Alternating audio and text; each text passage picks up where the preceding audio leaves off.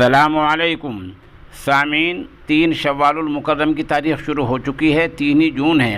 خبر کا عنوان ہے کانپور اپڈیٹ۔ خبر تفصیل سے سن لیں۔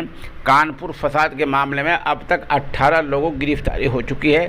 وزیر اعلیٰ یوگی آدتیہ ناتھ نے اس معاملے میں سبھی ملزموں کے خلاف گینگسٹر کی دفعہ میں کارروائی کا آدیش دیا ہے۔ اس دفعہ کا مطلب یہ ہوتا ہے کہ بغیر گرفتاری کے پہلے سے پہلے ضمانت ذرا مشکل مسئلہ ہے۔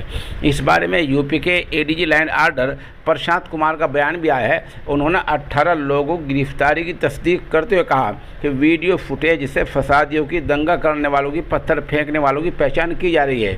ان سب کے خلاف گینگسٹر لگے گا اور ان کی جائیداد بھی ضبط ہوگی، اور جن لوگوں نے یہ ષڈینتر رچا ہے، پلان بنایا ہے، ان سب کے خلاف اسی دفعہ میں کارروائی ہوگی۔ انہوں نے کہا کہ پی ایس سی سمیت پولیس فورس بھی تعینات کر دی گئی ہے۔ بتا دیں کہ اسی معاملے کو لے کر آج بریلی شریف میں ایک بڑا مظاہرہ ہوا ہے، احتجاج درج کرایا ہے۔ یہ تصویر آپ دیکھ سکتے ہیں، یہ بریلی شریف کی ہے۔ وہاں بھی صاف صاف کہا گیا ہے کہ ایک اہل ایمان، ایک مسلمان سب کچھ برداشت کر سکتا ہے، لیکن پیغمبر اسلام حضرت محمد مصطفیٰ صلی اللہ علیہ وسلم کی شان میں گستاخی برداشت نہیں کر سکتا۔ آپ کو پتہ ہی ہے کہ کچھ دن پہلے بی جے پی ترجمان نپور نے پیغمبر اسلام حضرت محمد صلی اللہ علیہ وسلم کے خلاف نازیبا الفاظ کہے تھے، اور یہ ایک ٹی وی ڈیبیٹ میں کہے تھے۔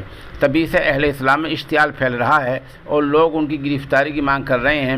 سرکار اور پولیس کی غلطی یہ ہے کہ ان کو ابھی تک گرفتار کر جیل نہیں بھیجا گیا ہے۔ آپ کو بتلا دیں کہ کانپور میں جو کچھ آج ہوا ہے، یہ 48 گھنٹے پہلے باقاعدہ اس کا اعلان کیا گیا تھا کہ دکانیں بند رہیں گی، بازار بند رہے گا۔ آج لوگوں نے جلوس نکالا، آج جمعہ کا دن تھا۔